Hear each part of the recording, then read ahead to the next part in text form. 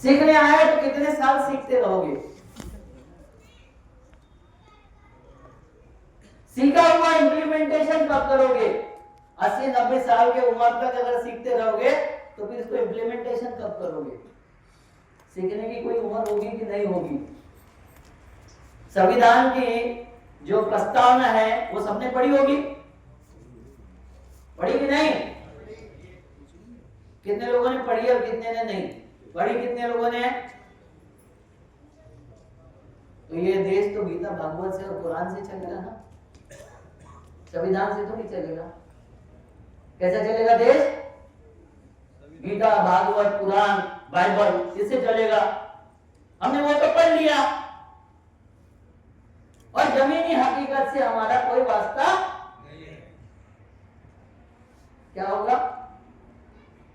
आपको जाना है दिल्ली, ट्रेन पकड़ लिए तमिलनाडु की, चेन्नई की, कहां पहुंचोगे? पूरा समाज वही कर रहा है आज। कितने लोगों को कितने लोगों को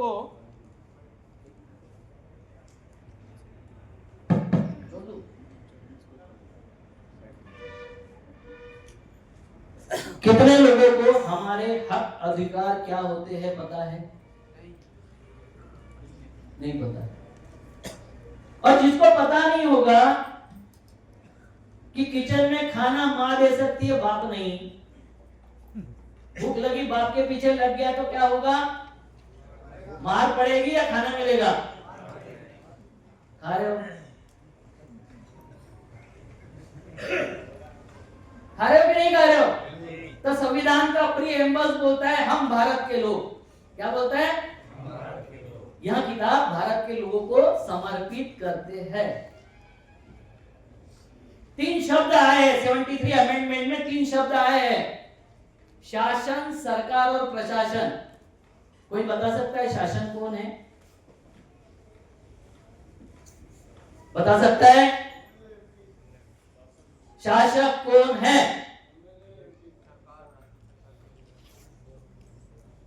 गवर्नमेंट ऑफ इंडिया। और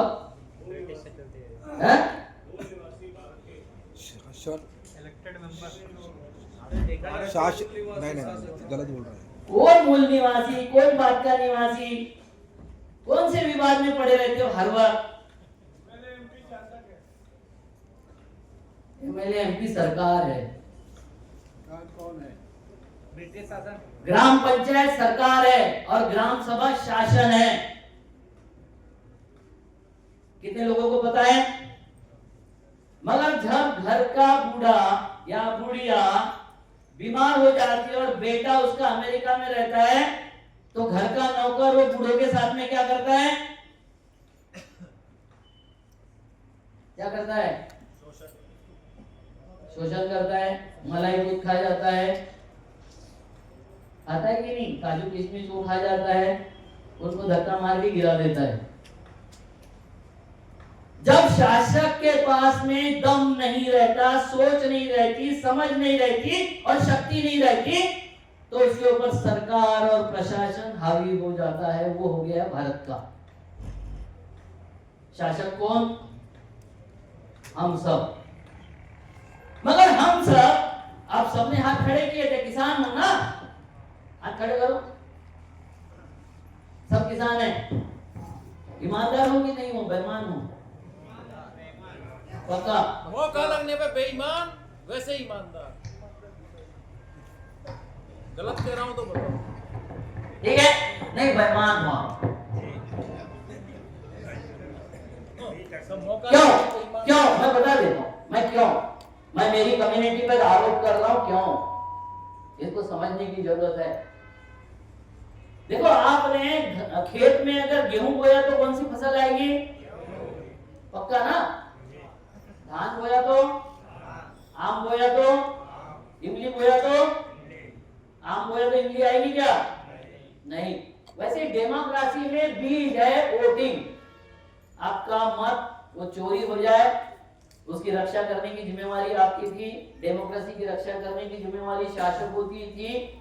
सरकार की जवाबदेही तय करने की जिम्मेवारी शासकों की रहती है।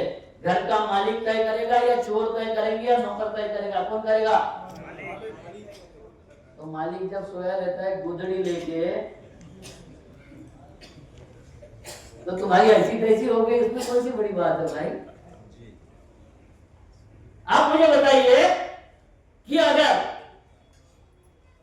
आपके वोट डालते वक्त आपने गेहूं बोया तो गेहूं आता है, धान बोया तो धान आता है, पक्का है ना? वोट डालते वक्त आपने जाति के नाम से डाला, धर्म के नाम से डाला, भाषा के नाम से डाला, प्रांत के नाम से डाला। ये गांधी जिला इसलिए धीरे से बताता हूँ, अध्यक्ष के नाम से डाला। नहीं, धीरे बोलना पड़ेगा, गांधी जिला है। और पैसे के नाम से डाला, फसल कौन सी आएगी?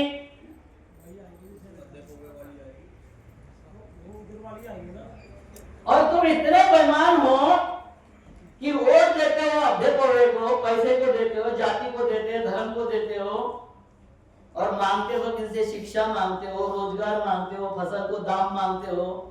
कौन बेईमान है? एक स्वर में बोलो यार, मजा आनी चाहिए। बेईमानों ने कबूल किया तो मजा आनी चाहिए ना, मुझे भी। बराबर है, बिल्कुल सही बात। मैंने मेरा अधिकार दे दिया, प्लानिंग के तहत बना दिया। जिम्मेवारी किसकी थी? जिम्मेदारी से जिसके अंदर देश चला रहा है। हमारे महाराष्ट्र में 4 क्लास सीखा हुआ वसंत दादा पाटिल ये शिक्षा की बात शांत रहिए और सुनिए। आप ऐसा बोल रहे हैं कि आपके मुंह में बवासीर हो गया। नहीं बोलिए, प्लीज नहीं बोलिए, प्लीज नहीं बोलिए। इस देश में 4ठी क्लास पढ़ा हुआ मुख्यमंत्री हुआ था जिसका नाम है वसंत दादा पाटिल। और आज भी अगर वर्तमान मुख्यमंत्री एग्रीकल्चर के बारे में, सिंचाई के बारे में, इरिगेशन के बारे में, रेवेन्यू के बारे में अगर उसको गाइडेंस चाहिए तो वो बोलता है वसंत दादा ने उस वक्त क्या लिखा था वो बताओ। ये जो पढ़ाई है, ये तथाकथित किताबी पढ़ाई जो है, अक्षर ज्ञानी। मेरे गांव की महिला 70 से 80 काम में स्किल्ड है और मेरी शहर की माँ 10 से 15 कामों से ज्यादा नहीं जानती। अनपढ़ कौन है? आप उसको अनपढ़ बोलते हो? किसको बोलते हो अनपढ़? गांव वाली को बोलते हैं अनपढ़। ईमानदारी से बात करना कब सीखोगे आप?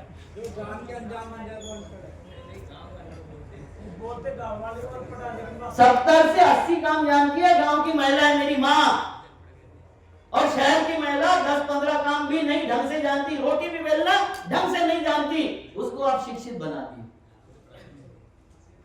हम अगर कहीं भी व्याख्या सही नहीं करेंगे ना, कोई भी चीज की व्याख्या अगर सही नहीं करेंगे तो हमको पता ही नहीं होगा समाज में क्या चल रहा है, व्यवस्था में क्या चल रहा है। मैं एक स्टेप आगे बढ़ूंगा। आपका एक नारा है जनता सरकार का, क्या नारा है? अभी आप चिल्ला रहे थे जोर जोर से।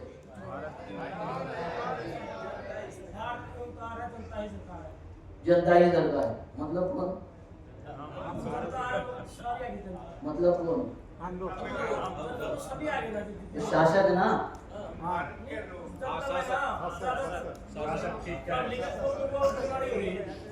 जनता मतलब शासक ना? तो शासक को अगर पता ही नहीं कि खेत मेरा है, ये घर मेरा है, ये बीवी मेरी है, तो खाली नारा ही दे रहे हो ना, तो पता चलेगा कि मैं शासन हूं। शासन सरकार बनाता है सुविधा के लिए कि मेरे लिए जाके वहां काम करना। आपने ठेके से लगाए हुए मजदूर है, वो हर 5 साल में सीआर लिखते हो उनका। जब तुम ढंग से सीआर नहीं लिखोगे तो वो तुम्हारा जीआर लिखेगा कि नहीं लिखेगा?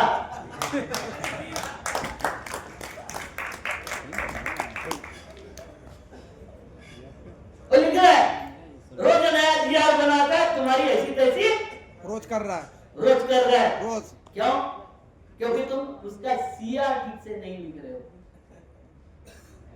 हम बोलते रहते, देखो क्या है, हमें बहुत बोलने की आदत हो गई, हमें सुनना नहीं है किसी को। हमारे दोनों कान बंद है और समझ में भी नहीं आता सामने वालों को इसके कान खुले हैं कि बंद है। आंख बंद है तो पता चल जाता है ना, मुंह बंद है तो पता चल जाता है, किसी के कान बंद है तो कैसे पता चलेगा? और हमारे कान बंद है। हमको बोलना इसलिए है कि आगे वाले का मुंह चुप कराना है, हमको समझना कुछ नहीं। तो शासक अगर अनाड़ी हो, शासक अपने हक अधिकार के प्रति जागरूक ना हो, शासक को समझ ना हो, शासक के नियम पता नहीं है, कानून पता नहीं, व्यवस्था का पता नहीं है, तो सरकार ने शोषण कर लिया, दोष किसका है? तो गांधी यही बोलता था कि मैं अभी राजनीतिक आजादी दिया, इसके बाद मैं आर्थिक आजादी दूंगा, सामाजिक आजादी दूंगा और धार्मिक आजादी दूंगा। वो जो गांधी है ना, उसने यहाँ के जो उस वक्त विरोध करने वाले थे धार्मिक लोग, आपको सबने सुना होगा, अभी तक सुन रहे होंगे, ईश्वर सत्य है।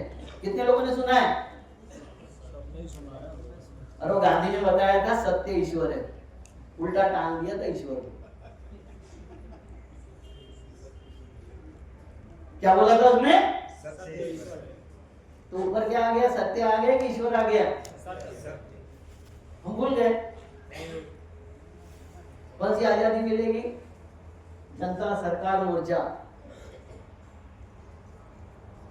क्यों करना पड़ता है हमें? बार बार क्यों करना पड़ता है? बार बार क्यों हम इस संघर्ष में पड़ जाते हैं? हमारी सरकारें क्यों नहीं आती है? हमारी बात सरकारें क्यों नहीं सुनती है? नेताओं से हमारी कंप्लेंट क्या है कि नेता संवेदनशील नहीं रहे। चर्चा चलती रहती है पूरी। मैं जेएनयू में एक डिबेट कंपटीशन में गया था। जिस वक्त मेरा बोर हो जाएगा ताली पीट देना, मुझे मुंह का बवासीर नहीं है।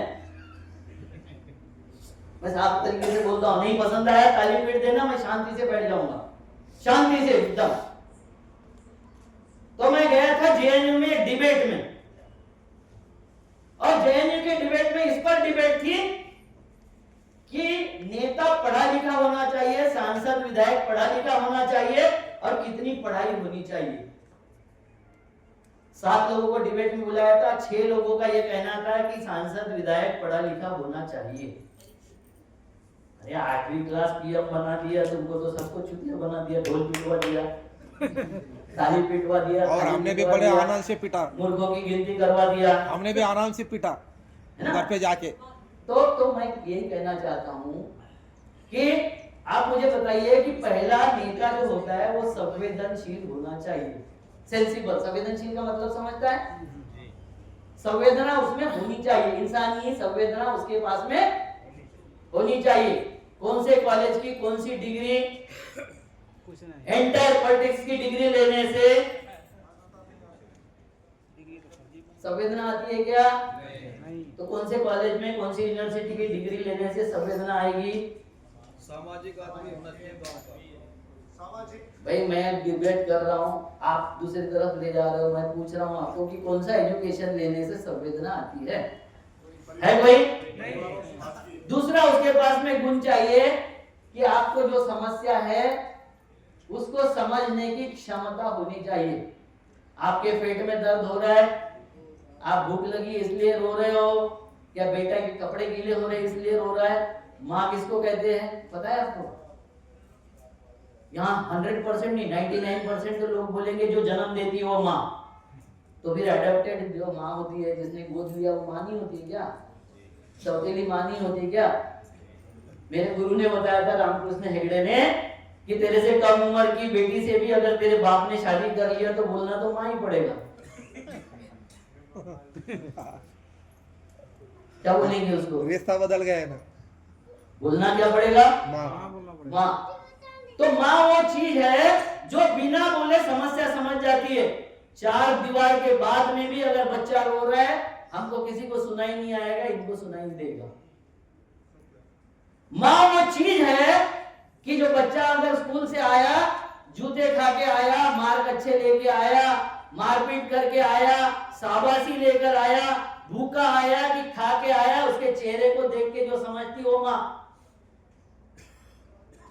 बच्चे को जब भाषा नहीं होती, मौन होता है बच्चा, खाली रो सकता है, तो बच्चे की रोने की तीव्रता से जो समझ सकती है कि इसको भूख लगी इसलिए रो रहा है, इसके कपड़े गीले हो गए इसलिए रो रहा है, या पेट में दर्द है इसलिए रो रहा है, जो समझती है वो माँ। इससे ज्यादा कुछ माँ की तो अच्छी व्याख्या हो नहीं सकती। ये तो बाकी सब बायोलॉजिकल है। बच्चा पैदा किया, बच्चा बड़ा किया, ये बायोलॉजिकल है। मगर जो भावनिक रिश्ता बनता है, वो भावनिक रिश्ता ये है कि वो उस बच्चे के लिए अपनी जान देने पर उतावली रहती है, बच्चे को कुछ नुकसान ना हो जाए, क्योंकि उसके साथ में उसकी वो संवेदना जुड़ी हुई है। मेरे ख्याल से बोर हो रहा है क्या? लोग उठ के जा रहे हैं।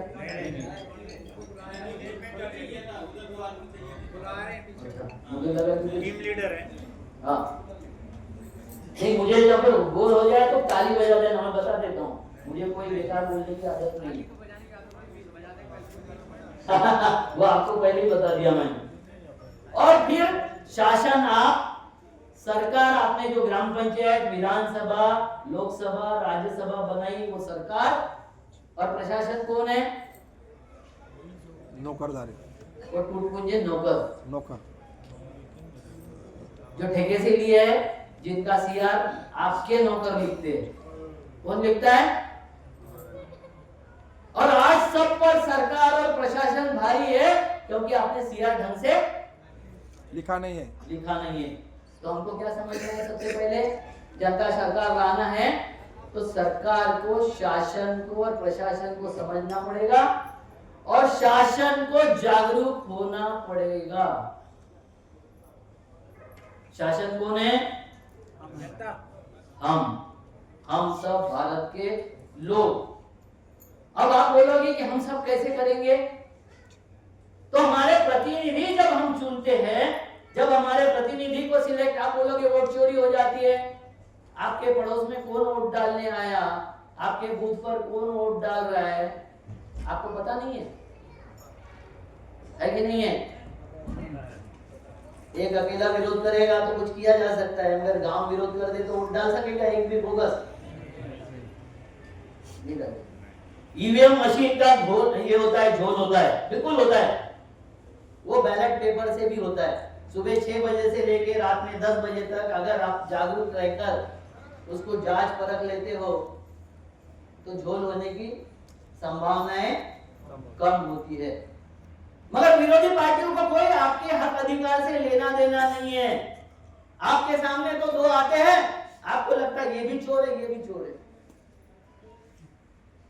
दो चोर में से किसको चुनना है, समझ में नहीं आता। अच्छा चोर, और एक चोर के लिए 20 खड़े कर देते हैं।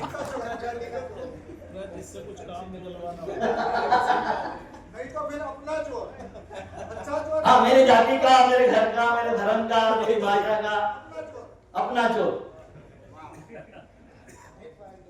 अब मुझे बताओ कि हमको क्रिमिनलाइजेशन ऑफ पॉलिटिक्स बंद करना है, राजनीति का गुंडीगर्दीकरण बंद करना है।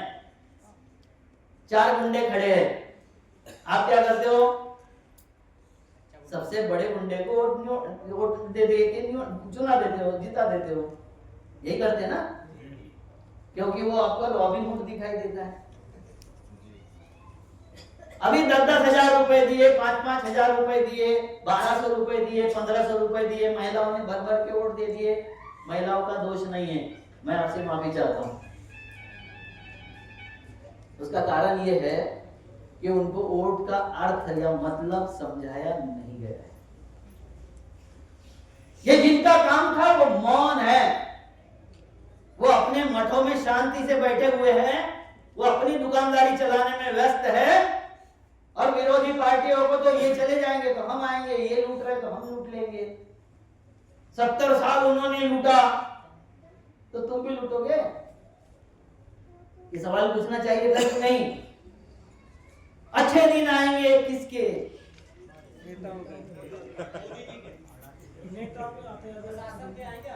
क्योंकि हमने पूछा ही नहीं, और बाद में रो रहे, इसके आएंगे, उसके आएंगे, इसका होगा, उसका होगा। इसको क्या बोलते हैं बात के रोने को? रुदाली का काम। तो इस देश में सोशल एक्टिविस्ट नाम का जो एक्टिविस्ट पैदा हो गया है, वो किसी के ढोल पे नाच रहा है।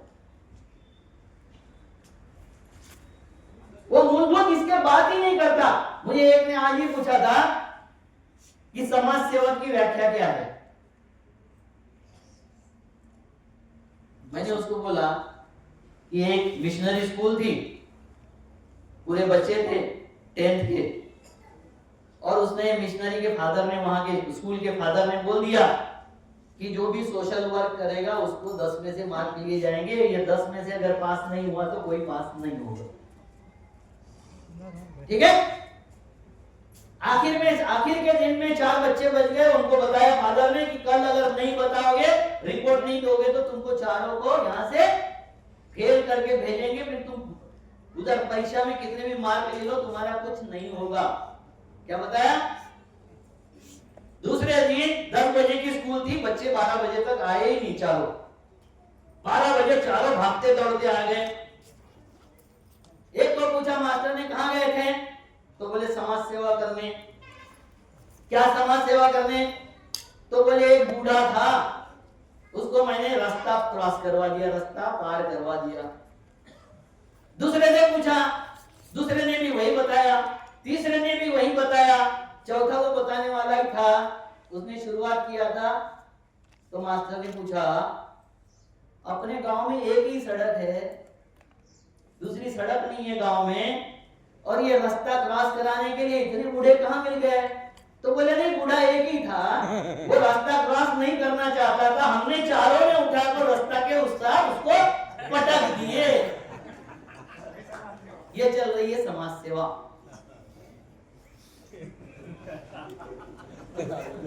एक केला हॉस्पिटल में 4 लोग लेके जाते हैं, वो मरीज के हाथ में देके फोटो खिंचाते हैं, फिर दूसरा जाके केला छीन लेता है, दूसरे के पास में जाके फोटो खिंचाते हैं। ये है समाज सेवा। अभी चालू है खिला रहा है सर।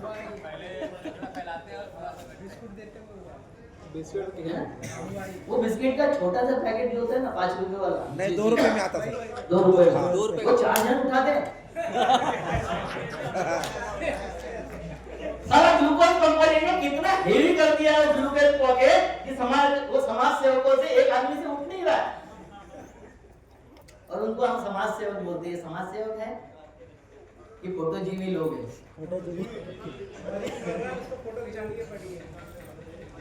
फोटो खिंचाएगा, 2 रुपए का पॉकेट देके 20 रुपए की प्रिंट आउट निकालेगा, 200 रुपए पत्रकारों के पीछे खर्चा करेगा, और छपके आने के बाद एक कहीं तो भी नाम होगा, उसको हाईलाइट करके 50 लोगों को भेजेगा कि देख मेरा फोटो छप गया।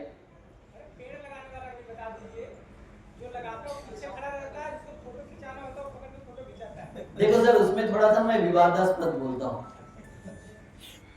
क्योंकि पेड़, कोई अगर मुझे बोलता है ना कि ऑक्सीजन के लिए पेड़ लगाते, तो झूठ बात बोल रहे हैं। हाँ, मैं थोड़ा विवादास्पद बोलता हूँ, विद प्रूफ बोलता हूँ, क्योंकि समुद्र में कोई पेड़ नहीं है तो समुद्र पे कोई ऑक्सीजन के सिलेंडर लेके नहीं जाता है। रेगिस्तान में कोई पेड़ नहीं है तो कोई रेगिस्तान में घूमने के लिए ऑक्सीजन के सिलेंडर की जरूरत नहीं है। हिमालय के ऊपर 10,000 फीट से ऊपर चले गए तो ऑक्सीजन कम होता है, वहां पेड़ भी नहीं है और कुछ नहीं है। रेगिस्तान में तूफानी बारिश हो रही है तो पेड़ से बारिश होती है, पेड़ से ऑक्सीजन मिलता है। ये बात उतनी सच नहीं है जितने जोर से बताया जाता है। ये किसानों को गिल्टी फील करने के लिए। क्यों गिल्टी फील करना है? क्योंकि सबसे ज्यादा कार्बन सक करने वाली जो वनस्पति है वो है गेहूं, धान। ये तृण वाले जो धान्य है, अनाज है, हरियाली, ये सबसे ज्यादा कार्बन डाइऑक्साइड सक करती है, सबसे ज्यादा शोषित करती है। पत्ते जब जमीन में गिर जाते हैं वो सबसे ज्यादा जमीन को जिंदा कर सकते हैं अगर वो पत्तों का सही उपयोग किया जाए। जमीन का कार्ब खत्म हो रहा है, कार्बन खत्म हो रहा है, इसलिए जमीन अनुपजाऊ होते जा रही है। ये अलग सब्जेक्ट है, उसके बारे में कभी बोलेंगे। इन्होंने बात किया पेड़ की, तो आपको बता देता हूं कि हमें गिल्टी फील कराने के लिए, अपराधी फील कराने के लिए शेर बचने चाहिए कि नहीं बचने चाहिए? आदिवासी मरना चाहिए, वही तो करेंगे। शेर कैसे बचेंगे? कैसे बचेंगे? आप तो उसमें शामिल हो जाते हो ना, शेर बचाओ। काय बचना चाहिए कि नहीं बचना चाहिए? शेर भी बचना चाहिए, आदिवासी बचना चाहिए। कौन सी ऐसी बननी चाहिए? तो आदिवासियों को हमने जंगल से निकालने का ठेका ले लिया है। उनके तरफ एक पेड़ माँ के नाम, बाकी सारी जंगल अडानी के नाम। बराबर है। 10 लाख पेड़ काट अब इसमें ताली बजाना चाहिए था क्योंकि मोदी ने दे दिया। आप बैठ जाते ना। एक पेड़ और बाकी जंगल बाप के नाम। 10 लाख पेड़ कटवा दिया पूरा और उसको जंगल। विरोध करने के लिए कोई नहीं जा रहा गाँव का। हमारे पूरे के पूरे सह्याद्री वाला जो बेल्ट है पूरा का पूरा डेवलपमेंट के नाम पर सर्वनाश हो रहा है। और इसका कारण आप हो। जैसे ही बच्चा सवाल पूछता है पापा ये क्या है, पापा वो क्या है, पापा ये कैसे काम करता है, चुप। साला बहुत सवाल पूछता है क्योंकि इसके पास जवाब ही नहीं है। बच्चे ने सवाल पूछना अच्छा है कि गुलामी करना अच्छा है? तो आप तो बोलते उसने गुलामी करनी चाहिए। बच्चा कैसा चाहिए? आज्ञाधारक। कैसा चाहिए बच्चा? अच्छा सवाल करना बच्चा अगर शुरू कर देना तो बाप ही उसको पीटता है सबसे पहले, और माँ भी पीटती है। बच्चे ने अगर पूछ लिया पापा मैं कैसे पैदा हुआ, परी ने लाके डाल दिया, कौवे ने लाके डाल दिया, इसने लाके डाल दिया, साला वो जाता है बाहर कचरा ज्ञान लेके आता है, फिर वो प्रयोग करता है। दोष किसका है? हमने जवाब देना चाहिए था कि नहीं चाहिए था? बच्चों का अगर शंका समाधान नहीं करोगे, देखो हमारी आपकी जनरेशन जो है वो जनरेशन 1 मिनट में 25-30 रिफ्लेक्शन देखती थी। आज की जनरेशन 300 से ज्यादा रिफ्लेक्शन देखती है। कितना तेज हो गया देख लीजिए। हमारे जमाने में अंडरवेयर पहनना ऑप्शन था। आप छोटा सा बच्चा उसको बिना अंडरवेयर का बाहर भेजो, वो शेम करके अंदर आता है। हमारे जमाने में मेलोडियस गाने होते थे, उसके बाद में रिदम वाले गाने आ गए, अभी तो बीट्स वाले गाने आ गए।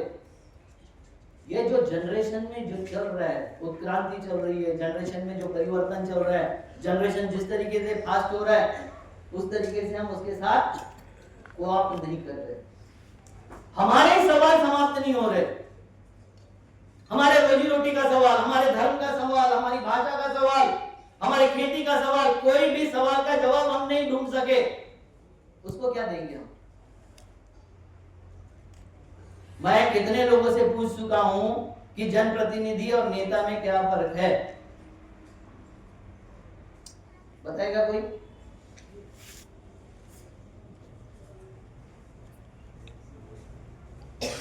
नेता बोले तो नेता, प्रतिनिधि बोले तो नेता को वोट की जरूरत नहीं होती है।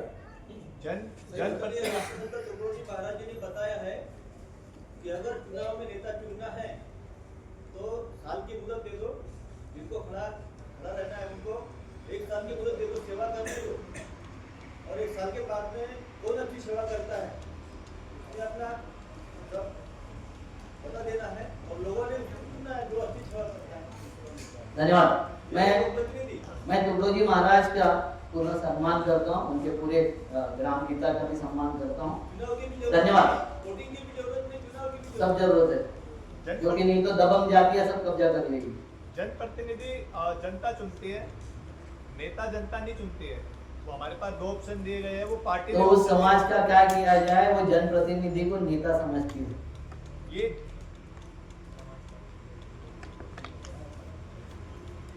बात मेरी समझ में आई कि नहीं? उन कम्युनिटी का क्या किया जाए जो जनप्रतिनिधि को नेता समझती है, नेता मानती है। ये पारेकर साहब ये नेता है, जनप्रतिनिधि नहीं है। हमारी कम्युनिटी में, पूरी सारी कम्युनिटी में ना आर्थिक नेता है, ना धार्मिक नेता है, ना सामाजिक नेता है, ना शैक्षणिक नेता है, ना साहित्यिक नेता है। किसी तरह का नेतृत्व हम पैदा नहीं करते। जब मोहन भागवत जी को बोला गया था रामनाथ कोविंद के वक्त कि आपको राष्ट्रपति बनाया जा सकता है, उनका एक स्टेटमेंट था, सिंगल लाइन स्टेटमेंट, कि मैं पूर्ण काल के लिए राष्ट्रपति हूं, मुझे राष्ट्रपति नहीं बनना है। ऐसे तुम्हारे कितने लोग बोलेंगे?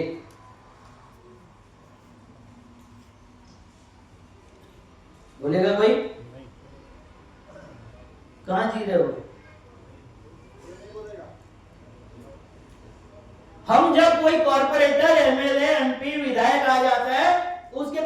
ऐसे लग जाते हैं कि जैसे भगवान आ गया। देखो 5 सेलिब्रिटी है हमारे देश में, एक नेता, जनप्रतिनिधि को नेता ही समझे ही नहीं अभी तक, जनप्रतिनिधि। दूसरा बाबा, बाबा को तो समझते हो ना अच्छे से, रामदेव बाबा। वाइफ का मतलब समझाते हैं, महिला का मतलब समझाते हैं, बाबा समझते हो कि नहीं? उद्योगपति, स्पोर्ट्स वाले, फिल्म स्टार, ये हमारे सेलिब्रिटी है। मीडिया वाले, ये हमारे सेलिब्रिटी है। उसमें से नेता नाम की सेलिब्रिटी आप पैदा करते हो। कौन? बाकी के इसमें उनका योगदान बहुत होता है, उनका खुद का योगदान, और बाकी सारा योगदान बहुत कम होता है। नेता में आपका योगदान 90% होता है, वो सेलिब्रिटी आप पैदा करते हो। मगर आप समझते ही नहीं कि ये जनप्रतिनिधि है, इसकी कोई मर्यादाएं भी है। आप कल जनप्रतिनिधि बन जाओ, मैं आता हूं और बोलता हूं कि ये श्रीधर साहब जो है ये आपके जाति के हैं, ये आपके धर्म के हैं, ये अकल से आपके जनप्रतिनिधि होंगे, ये नेता हो सकते हैं क्या? कि जिसने हाथ पकड़ के खड़ा किया उसके गुलाम होंगे। क्या होंगे? जिस पार्टी ने टिकट दिया उसका गुलाम होगा कि नहीं होगा? आपने जीता है क्या उसको? आपने जिताया है क्या उसको? आपने टिकट दिया है क्या? आपने पैसे दिए क्या? तो आपका बच्चा आप पैदा नहीं करोगे, पड़ोसी का बच्चा लाके बोलोगे कि ये मेरा है। मजा आ रही ना? सही तरीके से धुलाई चालू है। हाँ, मुझे नहीं पता था, मैं धुलाई में सच बोलता हूँ, आपको धुलाई लगे माफी चाहूंगा। बहुत बढ़िया धुलाई चालू है हमारा।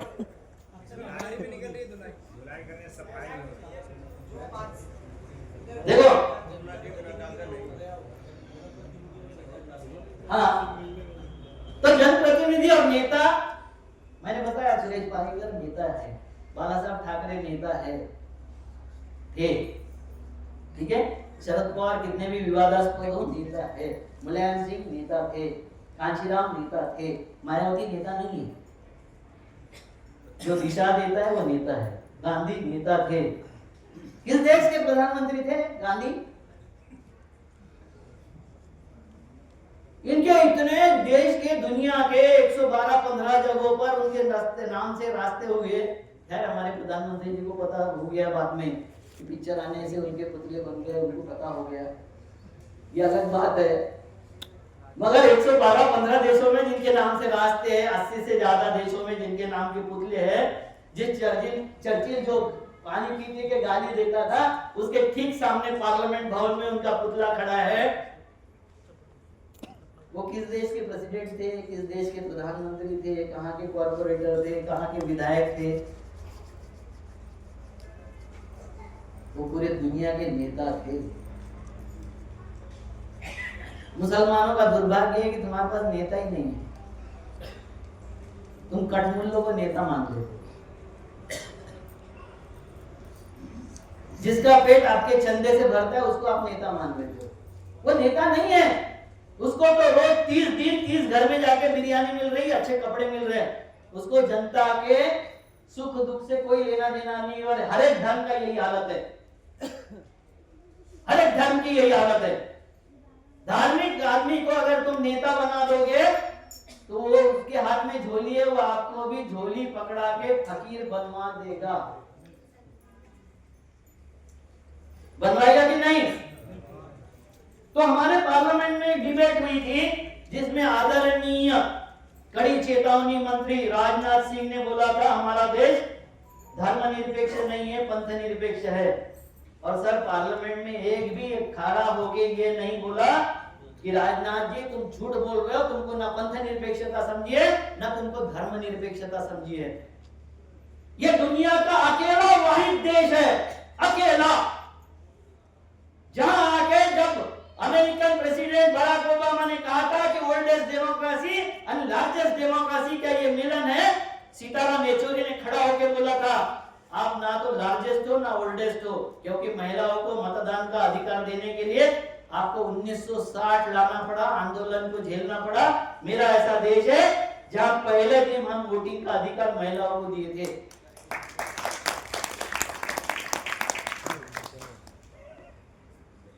हमारी समझ ही नहीं, क्योंकि आसानी से जो कुछ मिल जाता है उसका हमें कीमत ही नहीं होती है। उस अमेरिका में जो ओल्डेस्ट डेमोक्रेसी खुद को बोलता है, वहां का प्रेसिडेंट जब कसम लेता है तो वो जो अब्राहम लिंकन ने जिस बाइबल पर हाथ रख के शपथ ली थी, मैं फिर से बताता हूं, अब्राहम लिंकन ने जिस बाइबल पर हाथ रखकर प्रेसिडेंट पद की शपथ ली थी, उस पे ही हाथ रखकर शपथ लेने की बाध्यता डोनाल्ड ट्रंप को भी है। डोनाल्ड ट्रंप, मैं नाम मेरे प्रधानमंत्री ने बताया वही लूंगा ना यार। अरे तुम्हारे बेटे का नाम तुम जो बताओगे वही लूंगा। मेरा परिचय तो उनका कराया था डोनाल्ड। तो डोनाल्ड ने जिस बाइबल पे हाथ रखा था वो वही बाइबल थी जिस बाइबल पर अब्राहम लिंकन जी ने 300 साल पहले हाथ रखा था।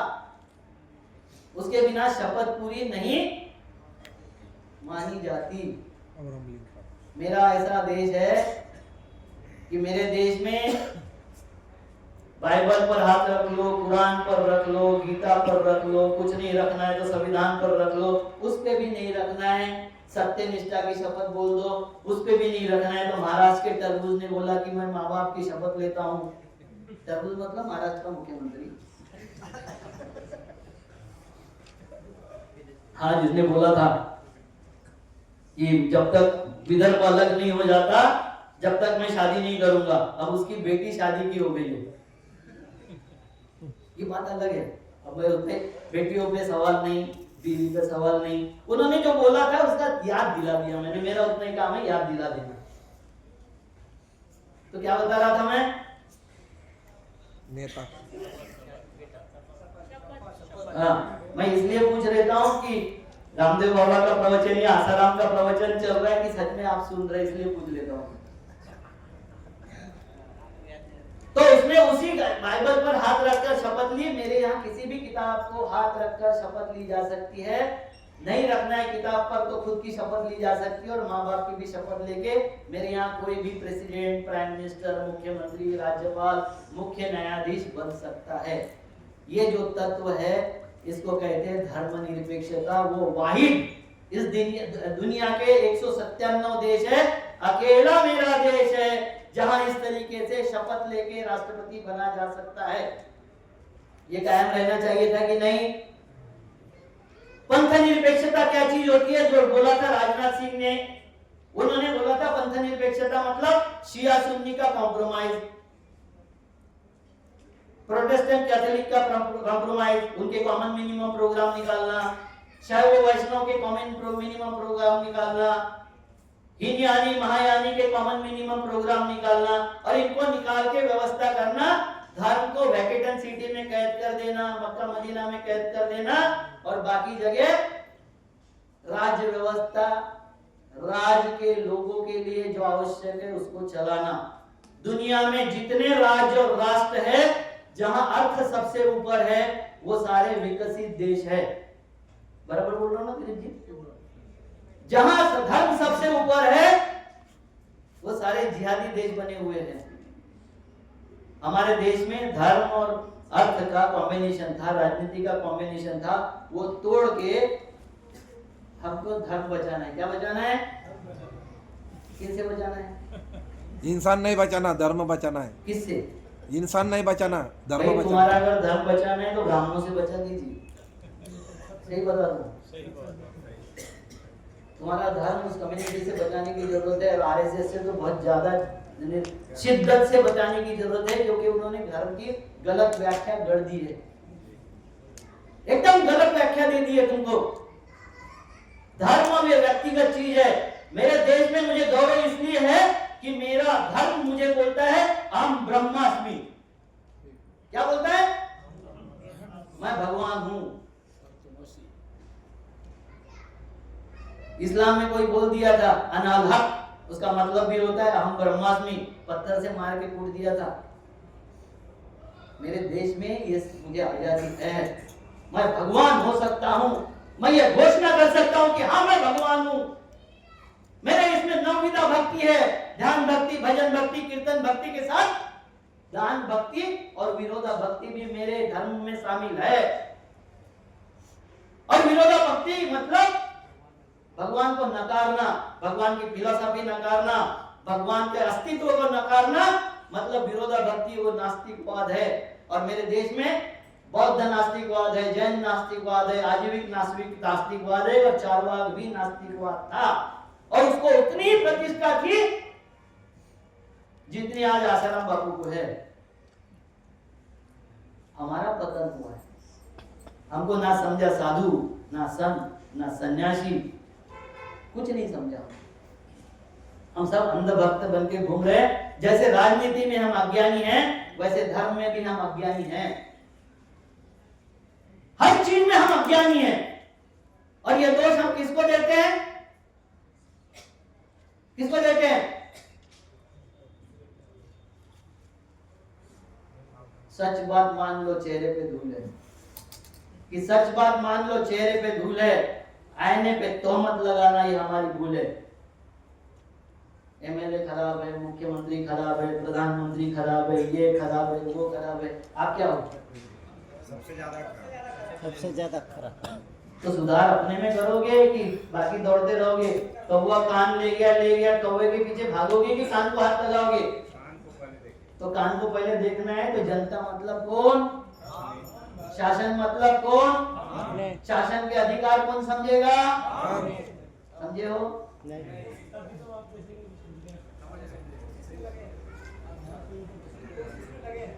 अभी तो आप सबके हम बात कभी से आपने चोट खा गया थी कभी तो।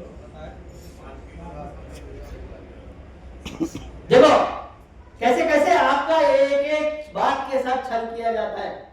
हमारे यहाँ धर्मनिरपेक्षता के साथ में समाजवाद भी संविधान से निकालना है, क्योंकि बाद में डाला गया है। दादा आपको एक बात बताता हूँ कि दुनिया में 3 तरह की अर्थव्यवस्था है, चौथी है नहीं। एक पूंजीवादी व्यवस्था है, एक साम्यवादी व्यवस्था है, एक समाजवादी व्यवस्था है। पूंजीवाद तो बीजेपी को नहीं चाहिए, सॉरी साम्यवाद बीजेपी को चाहिए क्या? कम्युनिस्ट तो सबसे बड़े दुश्मन है। जो हमारे लिए समाजवाद था वो उनको नहीं चाहिए, तो क्या चाहिए? तीसरा बचा कौन? और पूंजीवाद में आप कौन हो? एक तो ग्राहक हो, नहीं तो भिखारी हो। आप कौन हो? और वो पार्लियामेंट में बोल रहे हैं, दहाड़ के बोल रहे हैं, हम ताली पीट रहे। वाह वाह वाह वाह वाह। 80 करोड़ लोगों को दे रहा है। 3 किलो चावल, 2 किलो गहूँ, 5 किलो लाइकियत टोटल के हो 5 ना? किलो नहीं। उसी लाइकियत के हो। फिर ऐसा थोड़ी है, वो मिल रहा देखो है। आपसे ज्यादा होशियार है वो, सफेद कपड़े पहन के वहां बैठने वाले आपसे ज्यादा बुद्धिमान है, होशियार है। भैंस कैसी चराना है उनको पता है। वही बात। अब भैंस का दोष है, चराने वाले का दोष है।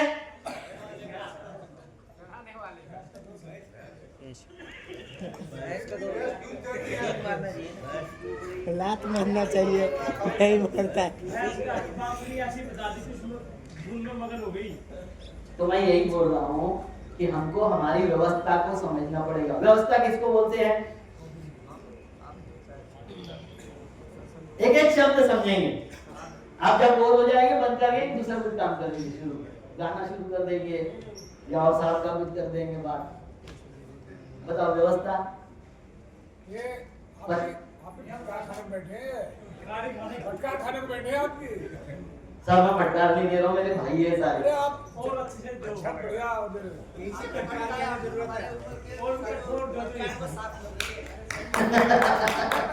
तो अगर फटकार अच्छी लग रही तो जोर से ताली बजाओ तो एक बार।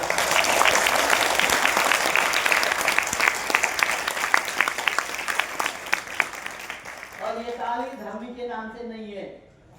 बाढ़ पड़ गई हरियाणा ने इतनी फटकार खाई। धूल हटाने के लिए। तो आप मुझे बताओ कि व्यवस्था क्या है? हमको हर वक्त राजनीति में लोग पढ़ाते रहते हैं कि खर्चा पर्चा और चर्चे के बिना राजनीति चल नहीं सकती। सबसे पहले क्या बताते हैं? अच्छा सच क्या है? चर्चा। किससे घबराते हैं राजनीतिक स्थापित राजनेता? किस बात से घबराते हैं? चर्चा शुरू कर दो। सबसे पहले क्या चाहिए? बाद में क्या चाहिए? पर्चा, और बाद में खर्चा। देखो, आम आदमी पार्टी से मेरे सारे संबंध जुड़ते हैं नहीं जुड़ते अलग बात है, मगर जहां 25-25, 30-30 करोड़ रुपए कांग्रेस और बीजेपी के विधायकों ने खर्चा किया था, वहां उनके 70 में से 67 विधायक आए थे। 5 खाली लाख से किसी ने भी फालतू खर्चा चर्चा किया चर्चा। क्या बात। तो सबसे पहले क्या होना है? जनता मोर्चे की चर्चा कैसी होगी? अभी 3 दिन से जो उपद्रव कर रहे हैं वो चर्चा है कि नहीं है? खाली रणनीति गलत हो गई। आप छत्रपति के प्रदेश में हो, छत्रपति शिवाजी महाराज के प्रदेश में हो, कोई राजपूत कोई कुछ भी बोले, मगर छत्रपति ने के पास में जब छत्रसाल बुंदेला आया था और उसने बोला कि राजा मुझे नौकरी दे दे, तो बोला तू नौकरी क्या मांगता है भाई? जीतने के लिए लड़, तुम तो दिखाने के लिए लड़ते हो। छत्रपति शिवाजी महाराज ने जोहर करवाया गया? उनकी महिलाओं ने जोहर किया गया? नहीं। छत्रपति शिवाजी महाराज ने 4000 सैनिकों के साथ में आगरा में गए थे, एक की भी उंगली कटे बिना, नाखून भी कटे बिना 4000 वापस आ गए।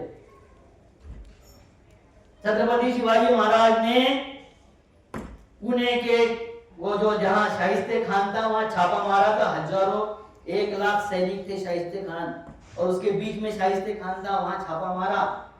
शाइस्ते खान की उंगली साथ में लेके गए, एक भी सिपाही मारा नहीं गया। छत्रपति शिवाजी महाराज उत्तर प्रदेश में, मैं इसीलिए बहुत ज्यादा जा रहा हूं कि वहां समझाया गया था कि हमें मुगलों का इतिहास मिटाना है। मैं बोला मुगल तो इनके दामाद है भाई। जहांगीर की माँ हिंदू, औरंगजेब की माँ हिंदू, शाहजहां की माँ हिंदू, वो तो मुसलमानों से शादी भी नहीं करते थे, चिमटे से नहीं छूते थे, मुसलमानों के यहाँ लड़की नहीं देते थे, ना मुसलमानों के यहाँ से लड़की लेते थे। अब मुझे बताओ, ये आपको समझा दिया गया अब्दुल की चूड़ियां टाइट करना है, और अब्दुल की चूड़ियां टाइट करना है। मैं उत्तर प्रदेश में ये बोलता हूं कि आपके बेटों के हाथ में कावड़ दे दी। क्या दे दिया? कावड़। और उनके बेटों के हाथ में कंप्यूटर दे दिया। आने वाले 10-20 सालों के बाद में 40% नौकरियों पर उत्तर प्रदेश का मुस्लिम स्थापित होगा। बजाओ ताली इसके लिए, क्योंकि वो उनका अधिकार था। आजादी के पहले 40% तहसीलदार, थानेदार और पुलिस वाले और जज ये मुस्लिम थे। उन्होंने वो हासिल किया था।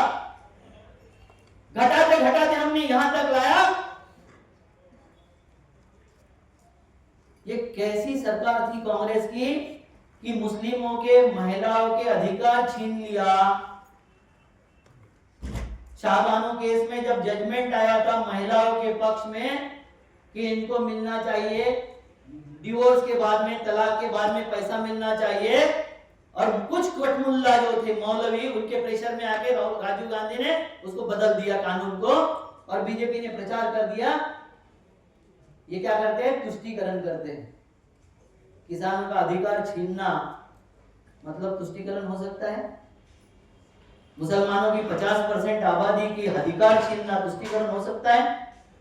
मगर उन्होंने प्रचार किया और हम उल्लू के पट्टे हिंदू मान गए। मैं वहां अयोध्या में जाके भाषण किया था, जहां पर राम जन्मभूमि की इतने साल लड़ाई चली, उस लड़ाई के ठिकान से 2.5 किलोमीटर दूर मंदिर बना है। कितना? जगह जगह से शिला पूजन करके शिला ले गए थे, और मंदिर सारा पत्थरों से बना है। शिला कहां है?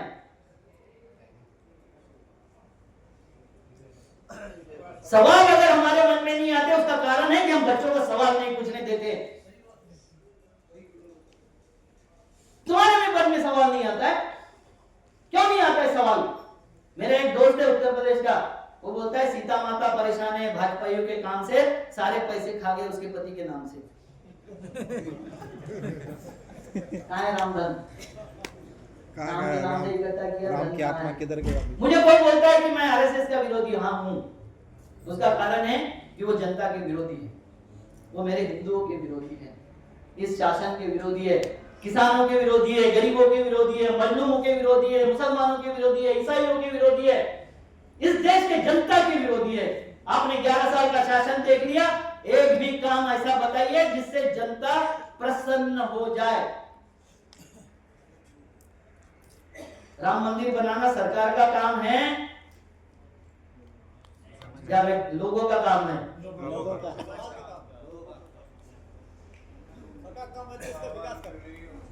सरकार का काम आपको भौतिक सुविधाएं देना था, आज क्या दे रहे हैं? भभूति लगा के चिलम दे रहे हैं, चिलम फूको सालो, फूक रहे हैं हम चिल्ला। अच्छा वो कौन कर रहे हैं? हमारे बच्चे। ये ध्यान में रखना, गौ रक्षा तुम्हारा बेटा कर रहा है, उनका बेटा नहीं करता, उनका बेटा उच्च शिक्षा लेके ऑरेंज में बैठा हुआ है। गौ रक्षा कौन करता है? हमारे बच्चे। बाप दिन भर खेती में मेहनत करता है, बेटा दिन भर गौ रक्षा करता है, और फिर बाप जाके रात भर फसल की रक्षा करता है, क्योंकि वो बेटे के पाले हुए जानवर उसकी खेती न खा जाए। चला बाप के विरुद्ध में बेटे को खड़ा कर दिया और हम ताली पीट रहे उसके नाम से।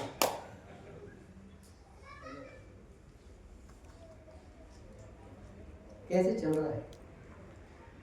व्यवस्था को अगर नहीं समझोगे, व्यवस्था क्या है? नेचर व्यवस्था से चलता है।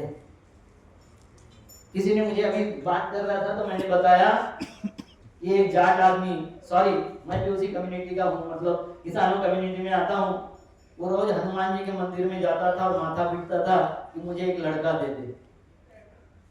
रोज जाता था। एक दिन उसको वो जाट भी तेवर में आ गया, उसने पकड़ के इतना सर पटका कि खून आने लग गया। हनुमान जी बाहर आ गए मूर्ति से घबरा के कि इसकी जान चली जाएगी, मेरे ऊपर आ जाएगा। हनुमान जी हाथ जोड़ के बोले, प्रभु तेरे को बेटा दूंगा मगर शादी तो कर ले।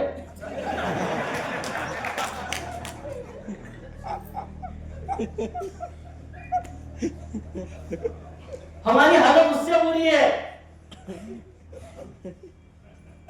बीवी राम की भगा के कौन लेके गया? रावण। हम अपनी पूंछ में आग लगा के उधर जाते जलाने के लिए। अबे तुम्हारा क्या लेना देना? तुम्हारे को तो फूल की दुकान भी नहीं लगाने देगा मंदिर के सामने। क्यों दे रहे हैं हम ये ठेके सारे? भगवान हमारा बाप है, भगवान हमारा निर्माता है, भगवान हमारा आराध्य है, उसको बचाने का ठेका हमारा है क्या? भगवान हमको बचाएगा या हम भगवान को बचाएंगे? कौन किसको बचाएगा? किधर गई? कुरान में लिखा हुआ, ये मेरी किताब है। मैं सर कश्मीर में पूछा था आज से 15 साल पहले, वो AK-47 वाले भी थे मेरे मीटिंग में। मैं सब जगह जाता हूँ सर, मैं खानदानी पागल हूँ। पागल ही इतिहास गढ़ाते हैं। मैं मूर्ख नहीं हूँ, पागल हूँ। तो वहां गया, मैंने पूछा कि भैया बताओ कि अब्दुल्ला बड़े थे या मोहम्मद साहब? तो बोले अब्दुल्ला तो पिताजी थे।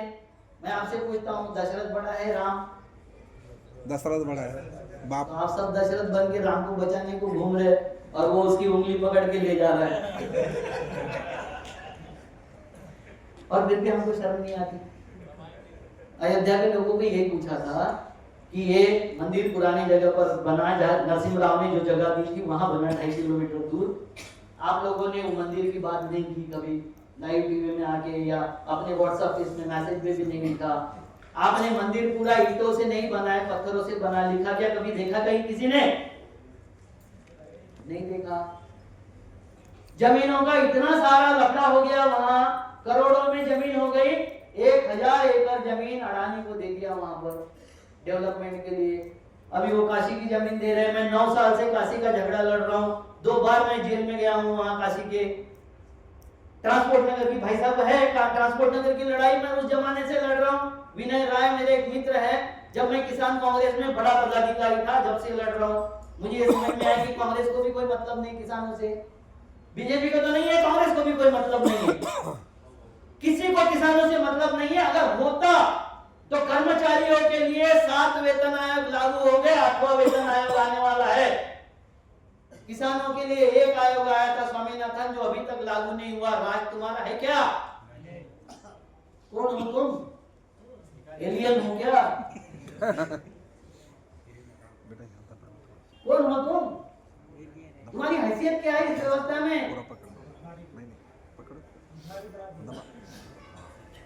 हाँ भाई, अन्नदाता है। कौन अन्नदाता? अब दाता है तो फिर कीमत क्यों मांगता है रे? हमको समझा दिया लड़कियों का दान करना चाहिए, कन्यादान। तेरी बाप की प्रॉपर्टी है? मैं नहीं करता।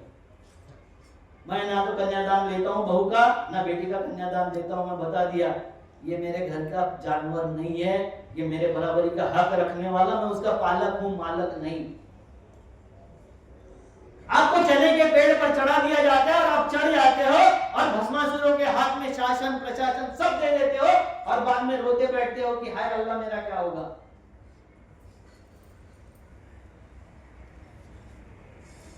सही बोल रहा हूँ, गलत बोल रहा हूँ? तो मैं इतना इसलिए बोल रहा हूं कि हम सोचना शुरू करें। रेडीमेड जवाबों से किसी का अभी तक भला नहीं हुआ। कुरान में जो लिखा है वो मोहम्मद साहब का था, उनका अपना साक्षात्कार।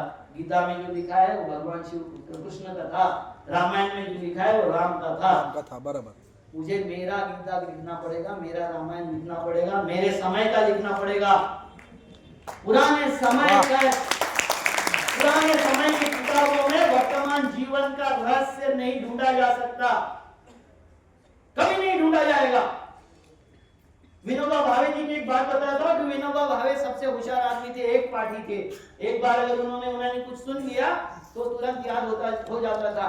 इनके 10 साथियों ने तय किया कि आज शिकार करने जाएंगे। बोला हम में तो सब उसे होशियार कौन है? विनोबा भावे। तो बोले शिकार करना तो हमको किसी को आता नहीं, आप समझ लो। विनोबा जी ने किताब पढ़ा, कैसे शिकार करते, मचान कैसे लगाते, हाकारा कैसे करते, किस तरीके से तीर लगाते हैं, किस तरीके से बंदूक रखते वगैरह सब सुन लिया। जब पूछा हो गई शिकार तो बोला नहीं, हमारे इसमें जो बताया था ना कि आगे से शेर आएगा, वो साला पीछे से आ गया। तो बोले तुमने क्या किया? हमें क्या करना था? बोले जो शेर को करना था उसने कर दिया। तो ये पुरानी किताबों से हमारा भला नहीं होने वाला।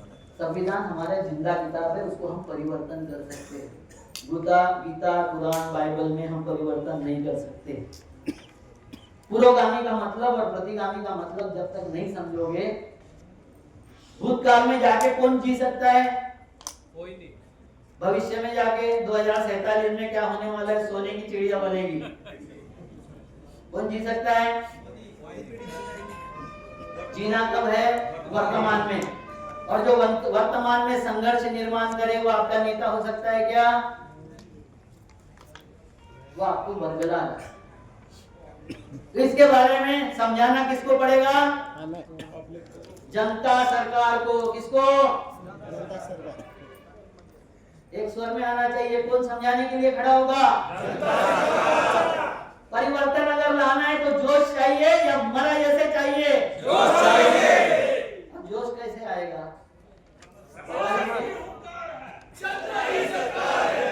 नारे देने से होश नहीं आता। समझ। जब मुझे समझ में आ जाए कि ये सही है, ये गलत है, ये ऐसा होगा, हमको जाने का रास्ता अगर ठीक हो जाए, कहां पहुंचना ये ठीक हो जाए। अभी गूगल में एक ऐप है, वो है गूगल का ऐप मैप। उसको अगर पूछो कि नागपुर जाना है, वो बोलता है पैदल जाएगा तो इतना समय लगेगा, गाड़ी से जाएगा तो इतना लगेगा, कार से जाएगा तो इतना लगेगा। मगर पहला सवाल वो आपको पूछता है कि कहाँ खड़ा है? नहीं पूछता है। मैं आप सबसे पूछता हूँ कहाँ खड़े हो? अगर पता नहीं है तो उसको ढूंढना पड़ेगा। आप डॉक्टर भी नहीं हो तो पटरी पे रहते ना, पटरी से नीचे खड़े हो आप। देखो चुनाव की रणनीति समझाना, जो चुनाव लड़ेगा उसको मैं समझाऊंगा, उनके लिए कैसे करना है, दूध कैप्चरिंग का इलाज क्या हो सकता है, ईवीएम मशीन का इलाज क्या हो सकता है, ये और जो जोड़े जा रहे हैं उसका इलाज क्या हो सकता है, इसके सजग प्रहरी कैसे बने जा सकते हैं, किस तरीके से इसका विरोध हो सकता है, बलारा भी अच्छे से जानते हैं और मैं भी अच्छे से जानता हूँ। मगर पहले सिलेक्ट तो करो कि एक चोर गया दूसरे चोर को लाओगे। नहीं तो हमारा विजन क्लियर होना चाहिए कि हमारे प्रतिनिधि से हम क्या चाहते हैं, क्या क्या चाहते हैं हमारे प्रतिनिधि से। वो आपका घर का किराना भर दिए नहीं चाहते ना,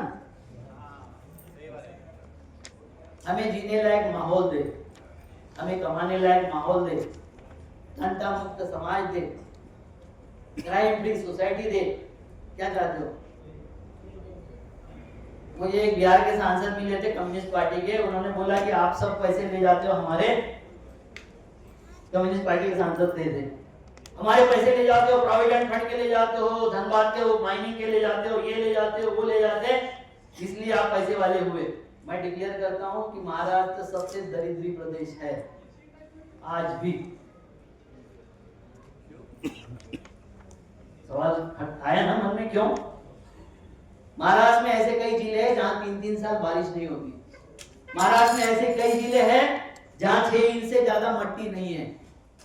महाराष्ट्र के ऐसे कई जिले हैं जहां हजारों फीट खोद दो तभी पानी नहीं निकलता है। संजय की नहीं पूछो। उत्तर प्रदेश और बिहार में जहां खोद लिए वहां पानी निकलता है। इतनी मजबूत जमीन है जहां 3 और 4 फसलें हो सकती है। और ये ऐसे ही नहीं बोलता मैं, हमारे घर में हमारी माँ बोलती है कि सब्जी को ऐसे नहीं खाना है, लगा लगा के खाना है। कैसे खाना है? लगा लगा के खाना है। क्यों? क्योंकि इतनी से सब्जी है और इतने सब्जी में पूरा परिवार खाएगा तो उसमें मिर्ची झोंकेंगे ना, उसमें पानी झोंकेंगे ना।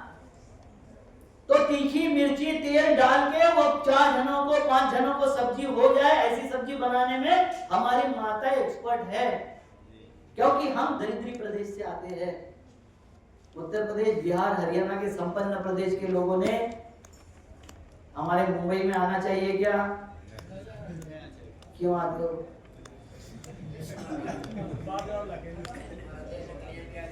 क्यों आते हो?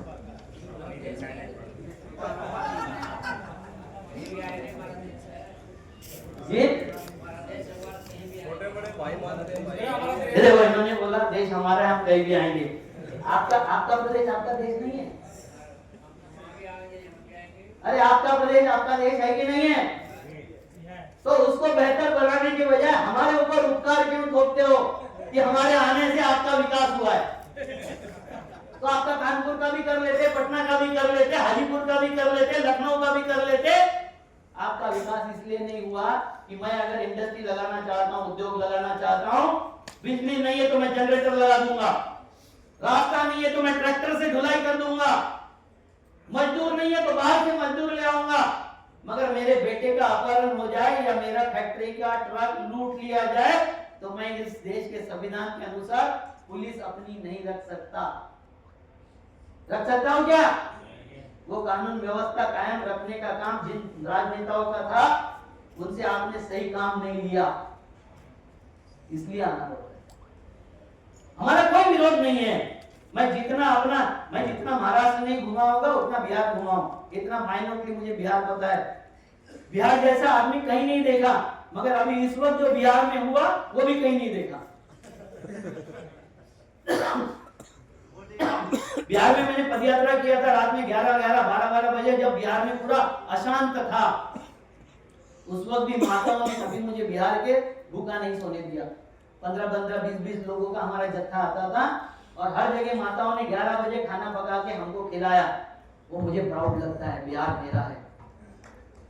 मगर वहां बर्बाद करने वालों को आप नेता बना देते हो।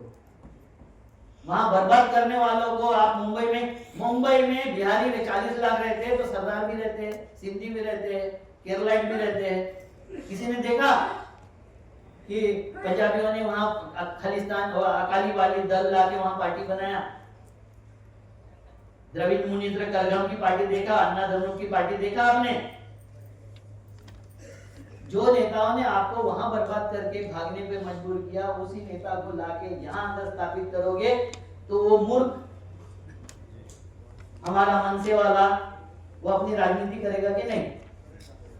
मैं पटना में पूछा था कि हाजीपुर वालों ने अगर बोल दिया कि पटना में हाजीपुर वाले हम 20 लाख लोग बसते हैं, किस पटना वाले की ताकत है कि हमको हाथ लगा दे? क्या करेगा पटना वाला? पिटाई। हाजीपुर वालों की पिटाई करेगा कि नहीं करेगा? क्योंकि हम भूमिपुत्रों को डराने का काम नहीं कर सकते। बिहार ने मधुलिमय जी को जिताया था तो कृपा शंकर सिंह को भी हमने गृह मंत्री बनाया था। ये देश में विवाद नहीं है, ना भाषिक विवाद है, ना धार्मिक विवाद है, ना किसी तरीके का जनता में विवाद नहीं है। जनता अच्छा शासन चाहती है। देवेंद्र बलहारा अगर अच्छा शासन करता है तो उसका विदर्भ में भी स्वागत ही करेंगे हम। समझ गए? गुलाम नबी आजाद यहाँ से 15 साल सांसद रहे, नरसिम्हा राव भी यहाँ से सांसद रहे।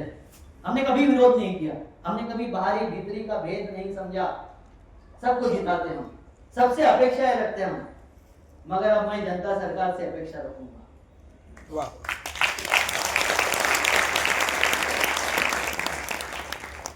और कोई भी चीज चमत्कार नहीं होती, उसके लिए प्रयास करना होता है। बाबा के आशीर्वाद से बच्चे नहीं होते।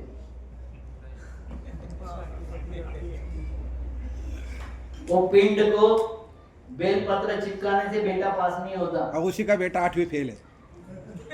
उसी का बेटा। मगर हम इसको मानने वाली हमारी माँ बहनें हैं।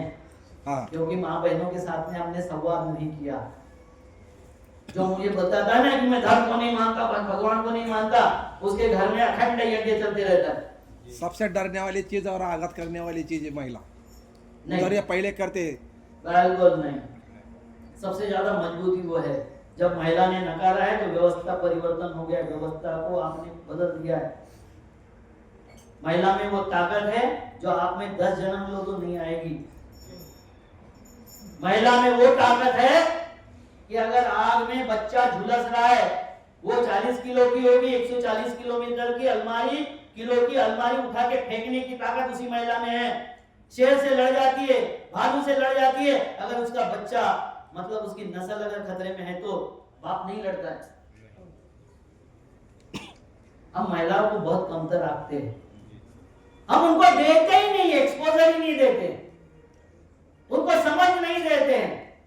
वो असुरक्षित है, इसलिए भगवान के पास जाती है। इंसान की 2 जरूरतें हैं, एक भावनिक और एक भौतिक। जब भी हम बात करते हैं महिला के साथ में भौतिक बारे में, पैसे कितने चाहिए, कितने लगेंगे, बच्चे के फूल्स की शिक्षा कितनी होगी, ये कितना होगा, किताब कितने लगेगी, गेहूं कितना चाहिए, चावल कितना चाहिए, यही चर्चा करते हैं। ये जीवन का एक छोटा सा पार्ट है। बड़ा पार्ट है उसके भावना।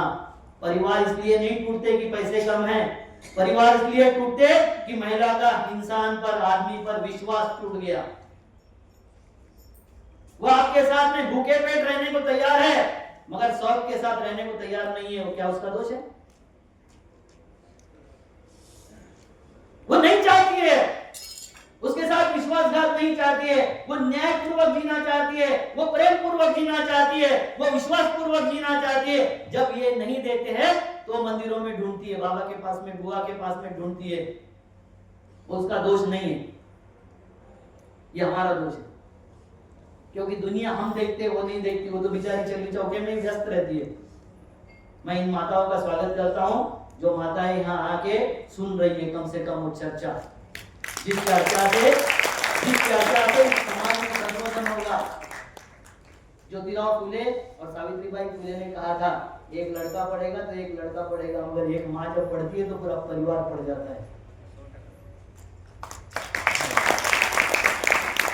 उत्तर प्रदेश में मैं घूम रहा हूँ, बुलाना पड़ता है महिलाओं को, वो बोलते नहीं वो है। अबे वही जिता रही ना बीजेपी को। तू तो यहाँ ऐसी तैसी करता है, दिन भर उसके विरोध में भाषण देता है, वो जाके अभिषेक करती है और जाके उधर वोट दे देती है।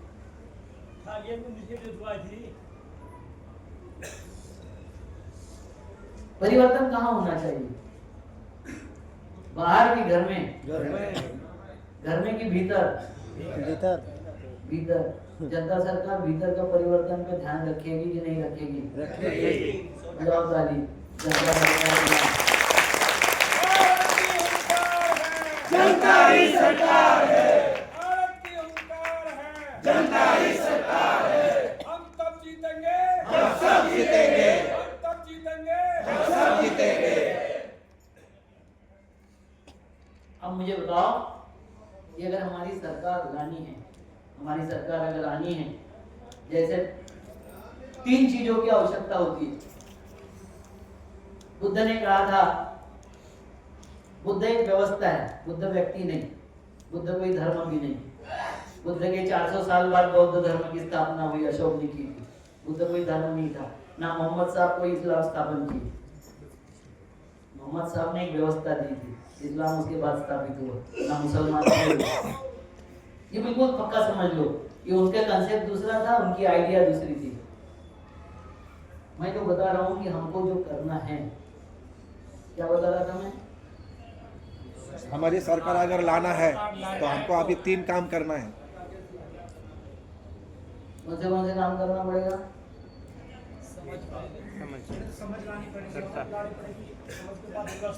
समझ किस बात की? व्यवस्था की, व्यवस्था और सही गलत की। व्यवस्था की, सही और गलत की, और प्रक्रिया की। किस बात की? प्रक्रिया। सरकार कहाँ से जीत के आती है? माँ के पेट से या वो बैलेट बॉक्स से? तो कब्जा कहाँ होना चाहिए? कैसे होता है? ये समझना पड़ेगा, समझना पड़ेगा कि नहीं? कि उसने लूट लिया, उसने ये कर दिया, उसने बोगस वोट दे दिया, उसने फलाना। कितने दिन रोते रहेंगे? कांग्रेस के पास में बूथ पर बैठने के लिए कार्यकर्ता नहीं है, आरजेडी के पास में भीड़ है, समाजवादी पार्टी के पास में भीड़ और समीकरण है। जब तक बूथ पे नहीं बैठोगे, बूथ से कार्यकर्ता वोटर नहीं निकालेगा, वोटिंग आपके पक्ष में होगा क्या? यमवाय समीकरण में मुसलमान और यादव खूब इकट्ठा हो जाते हैं लाखों की संख्या में, बाकी का ओबीसी समाज समझता है ये साले गुंडे फिर से आ गए हैं, तुरंत उठा के बीजेपी को वोट दे देता है। तो व्यवस्था को समझना, समाज को समझना, सामाजिक व्यवस्था को समझना, उनकी जरूरतों को समझना, एक केला 4 जने उठा के नहीं देने का, एक बाबा को रास्ता 4 जनों ने उठा के पार नहीं करने का। तो जनता की मूलभूत समस्या क्या है? समझ, समझी समाधान। काम किसको कर, किस पे करना पड़ेगा? समझ में। समझ को। कितना काम किया अभी तक? देखो आपको बता दें, मैं आंदोलन, धरना, प्रदर्शन, बंद, पथराव, विस्फोट, हत्या, इससे परिवर्तन आता है क्या? परिवर्तन कैसे आता है? प्रबोधन से, प्रबोधन से। 100 सालों में आरएसएस ने कभी बंद पुकारा क्या? कभी पथराव किया क्या? कभी आंदोलन किया क्या? कभी धरना प्रदर्शन किया क्या? छोड़ो, ये बात यहाँ की है। अमेरिकन ट्विन टावर गिराते वक्त जिस इंजीनियरों ने गिराया था वो इंजीनियर थे ना, एरोनॉटिकल इंजीनियर थे कि नहीं? हवाई जहाज उड़ाना आता था कि नहीं? उनके कटपट्टी पर बंदूक रख के वो काम कराया गया था क्या? हाँ कि नहीं? नहीं। उनके माँ बाप को किडनैप करके काम कराया गया था क्या? उनका प्रबोधन करा के उनसे वो काम हो सकता है। किसने बोला? ये शक्यताओं पर सरकारें नहीं चलती है, ना परिवर्तन आता है। शक्यता का मतलब होता है हम शंका व्यक्त कर रहे हैं। 100% नहीं किया था, 100%। उनका प्रबोधन किया गया था कि मरने के बाद तुझे हुर्रियत मिलेगी, मरने के बाद तेरा ये हो जाएगा। इस्लाम खतरे में आ गया, जैसे तुमको बताया जा रहा है हिंदू खतरे में आ गए। साला 100 करोड़ हिंदू है इस देश में, खतरे में आ गए। और वो भी 20-22 करोड़ मुसलमानों से। अच्छा, मुसलमानों का क्या करोगे? समुद्र में ले जाके डुबा दोगे? मार दोगे सबको? रोज झगड़े करके उनके साथ में शांति से रह सकोगे? मुझे उस बात का नहीं है दुख सर, मुझे उस बात का दुख है कि अगर ये राज खुदा न खास्ता जल्दी चला गया, जनता सरकार अगर ये हटा दिया, तो इस देश के गरीब ब्राह्मणों का क्या होगा? क्योंकि गांधी को मारा था तो हमारे महाराष्ट्र के ऐसे कई गांव हैं जहां से ब्राह्मणों को कूट के मार के भगाया गया था। अब ये शहर शहर में अगर हो जाएगा तो उन गरीबों की हत्याएं हो जाएगी। वो नहीं चाहता हूं मैं किसी कम्युनिटी का विरोधी नहीं हूं, मैं किसी कम्युनिटी का विरोध नहीं करता, क्योंकि मैं मानवीय आदमी हूँ, इंसानियत के साथ में जीना चाहता हूँ। मैं ना हिंदू हूँ, ना मुसलमान हूँ, ना ईसाई हूँ, मैं इंसान हूँ और इंसानियत के साथ में जीना चाहता हूँ। इंसानियत के साथ में दूसरे को देखता हूँ, दूसरे में भी इंसान देखता हूँ और स्वयं में भी इंसान देखता हूँ। आपकी जनता सरकार मोर्चा भी इंसानों को ढूंढ रही है, हिंदू मुसलमानों को नहीं ढूंढ रही है।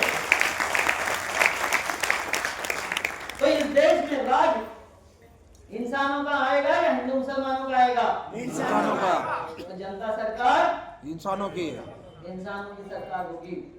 अब इंसानियत ढूंढेंगे और ऐसा कोई इंसान नहीं है जो दूसरे को दुखी देखना चाहता है। होगा तो बता दो।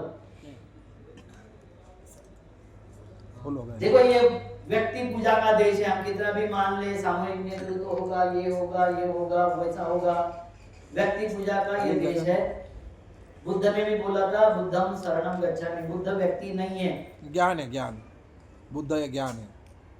बुद्धम शरणम गच्छामि, धम्मम शरणम गच्छामि, संघम शरणम गच्छामि। पहले व्यक्ति का निर्माण करो, अच्छे 10, 20, 50 व्यक्तियों का आप निर्माण, उसके बाद में विचार उनके मुंह से बाहर आने चाहिए। मानवीय सरकार, जनता सरकार, अपनी सरकार, ये विचार उस 50 मुंह से अगर आना शुरू हो जाए तो मामले में दम बनता है। और उसके बाद में संगम शरणम गच्छामि। यहाँ जो बात हो रही है, जैसी बात हो रही है, इस पे जो भी गलत या सही है चर्चा यही होनी चाहिए। बाहर जाके कोई ये ना बोले अरे कोई नागपुर का अविनाश काकड़े आया था, बहुत होशियार समझता था, बहुत उल्टा सीधा बोल के चला गया, अकल तो कुछ नहीं थी। ये बाहर जाके नहीं, अकल जांचना है तो यही जांच लूंगी। यही मैं उस बाप का बेटा हूं जो मुझे बोलता है, सिखाता है कि बाप दिखा नहीं तो श्राद्ध का खाना खिला। मैं उस बाप का बेटा हूं जिस बाप ने मुझे बोला था कि मुझे सरकार ने हमारे घर में एक लेटर भेजा था कि तुम्हारे यहाँ के 42 में 3 शहीद हुए, नामांतरण आंदोलन में एक शहीद हुआ, उसके अगेंस्ट में हम दारू का दुकान देना चाहते हो। मेरा बाप था, इसने बोला धंधा वंधा छोड़, 20,000 रुपए मरते तक तुझे दूंगा। ये जो सरकार है नालायकी कर रही है, उनको गाली देने का काम कर। मुझे मेरे बाप ने गाली देने के लिए 20-25 साल 20,000 रुपए महीना दिया। उस बाप का बेटा हूं।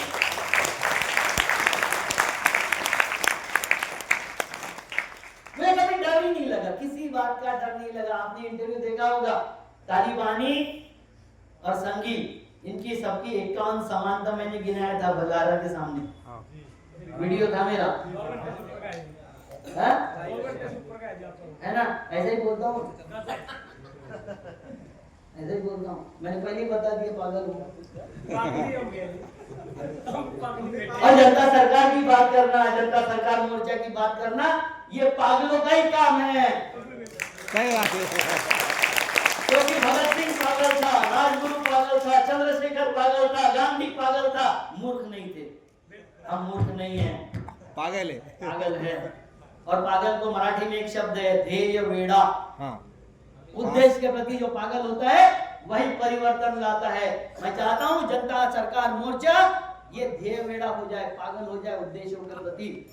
हर एक व्यक्ति खुद को देवेंद्र बलहारा माने, हर एक व्यक्ति परिवर्तन का इंस्ट्रूमेंट माने, हर एक व्यक्ति ये समझे कि मुझे परिवर्तन लाना है मेरी आने वाली नस्लों के लिए।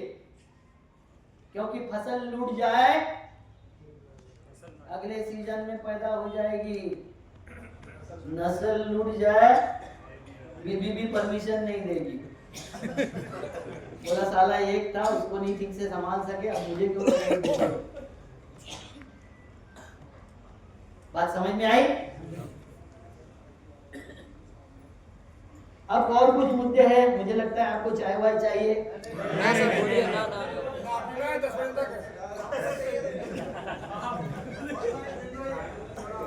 चाय पानी कुछ नहीं। ऐसे ही दुलाई करते रहो सारी रात। देखो देखो संगठन 5 तरीके से बनता है। पैसा, जाति, धर्म, भाषा,